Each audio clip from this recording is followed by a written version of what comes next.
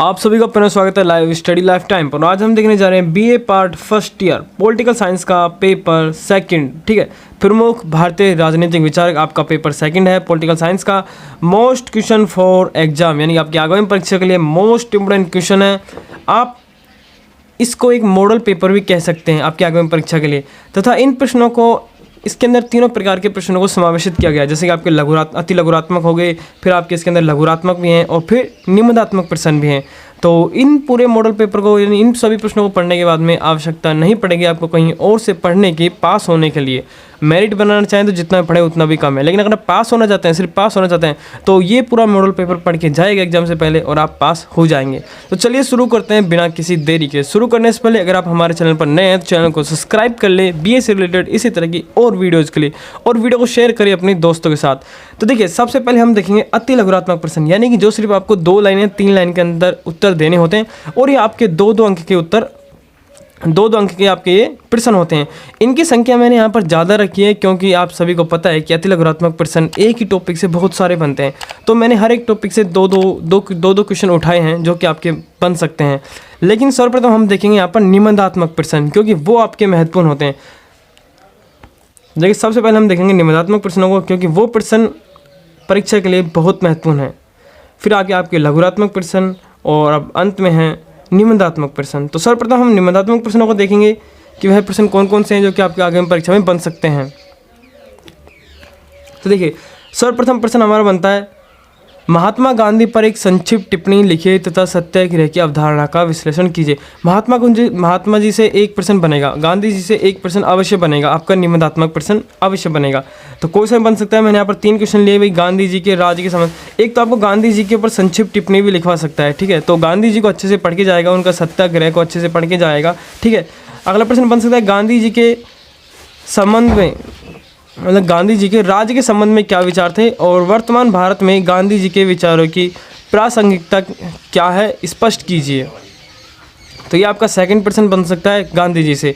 Third question आपका गांधी जी से बन सकता है कि गांधी जी द्वारा प्रतिपादित स्टीशिप यानी कि न्यायशीलता के सिद्धांत का परीक्षण कीजिए। अच्छा प्रश्न है, इसको अवश्य पढ़ के जाइएगा।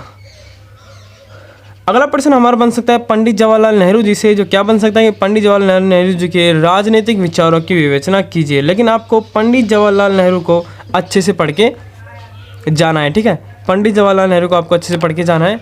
मैं ये जिन भी टॉपिक से क्वेश्चन उठाए हैं आपको ये टॉपिक अच्छे से पढ़ के जाना है, ताकि अगर पेपर में कुछ भी पूछ जाए तो आप इसका आंसर दे सकते हैं। लेकिन हाँ, जैसे मैंने यहाँ पे पंडित जवाहरलाल नेहरू को दिया है तो पंडित जवाहरलाल नेहरू से क्वेश्चन पूछ सकता है, इसलिए मैंने यहाँ पे पंडित जवाहरलाल नेहरू को राजनीतिक विचार उठाए, क्योंकि ज़्यादातर पॉलिटिकल साइंस के पेपर में यही पूछता है। अगला प्रश्न देखिए, डॉक्टर भीमराव अंबेडकर के जीवन का संक्षिप्त यानी उनके जीवन पर संक्षिप्त प्रकाश डालते हुए उनके सामाजिक एवं राजनीतिक विचार की विवेचना कीजिए। और आज डॉक्टर भीमराव अंबेडकर की जयंती भी है, कितनी अच्छी बात है, ठीक है, और क्वेश्चन भी हमें कितना अच्छा मिला है। तो इसी बात में 1 लाइक बनता है, आपके लिए इतने अच्छे मोस्ट क्वेश्चन लेके आया हूँ, तो 1 लाइक तो बनता है। अगर आपने वीडियो को अब तक लाइक नहीं किया और चैनल को सब्सक्राइब कर लें इसी तरह की और वीडियोज़ के लिए। आपको हमारे चैनल की प्ले लिस्ट में जाकर BA part first year, second year, third year के सभी सब्जेक्ट के मॉडल पेपर मिल जाएंगे, और कोर्स से संबंधित भी बहुत सारी वीडियोज़ आपको हमारे प्ले लिस्ट में जाकर video first year course, second year course और थर्ड ईयर कोर्स के अंदर मिल जाएंगी, तो आप प्ले लिस्ट में जाकर देख सकते हैं।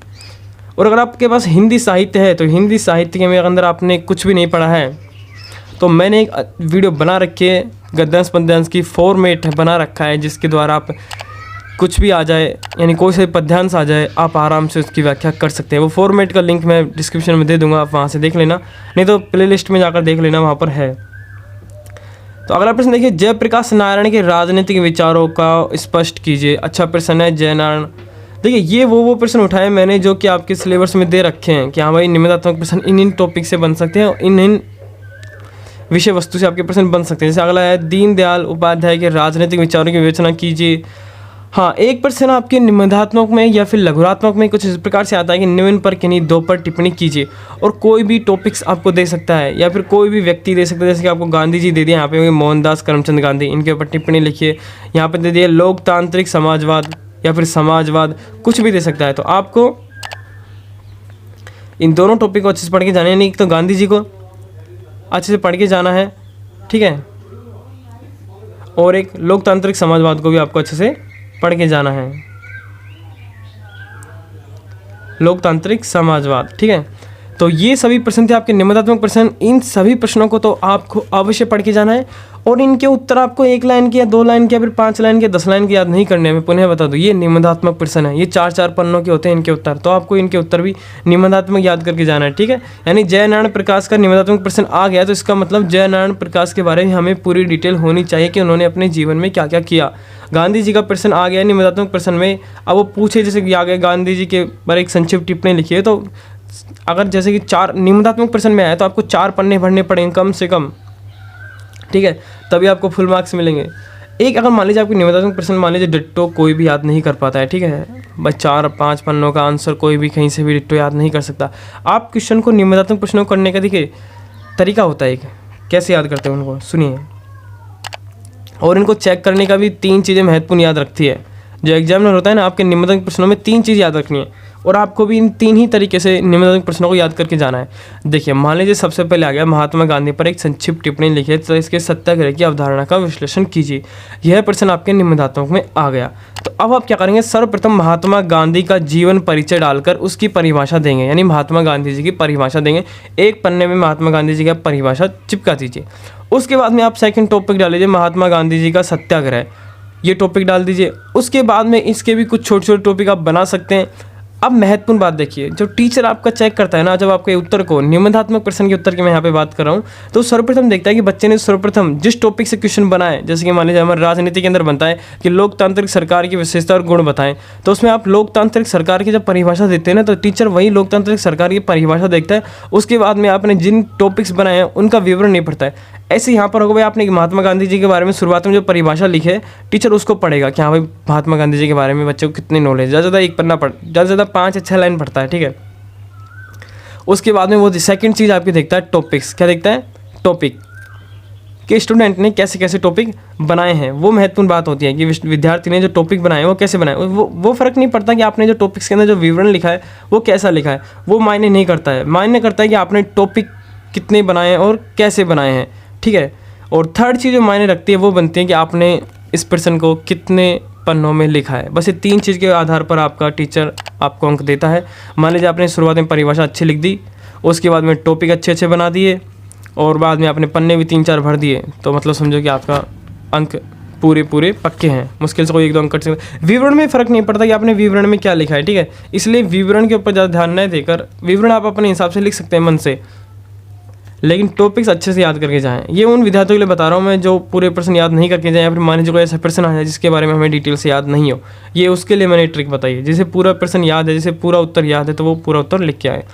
अब देखेंगे हम लघुरात्मक प्रश्न। ठीक है, कौन से लघुरात्मक, देखिए लघुरात्मक क्या क्या बन सकते हैं कि राज्य की उत्पत्ति के संबंध में मनु के विचारों की विवेचना की जाए। देखिए ये जो आपके लघुरात्मक प्रश्न है ये निबंधात्मक में पूछे जा सकते हैं। ठीक है, इसकी फुल संभावना है, पूछा जा सकता है, तो इनको भी आपको अच्छे से पढ़ के जाना है। ठीक है, कि राज्य के उत्पत्ति के संबंध में मनु के विचार लिखिए। अगला प्रश्न है हमारा कि कानूनी दंड एवं न्याय व्यवस्था के संबंध में मनु के विचारों की आलोचनात्मक विवेचना कीजिए। अगला प्रश्न है हमारा कौटिल्य तथा उसके अर्थशास्त्र का संक्षिप्त में परिचय देते हुए उसके राज्य संबंधी विचारों की विवेचना कीजिए।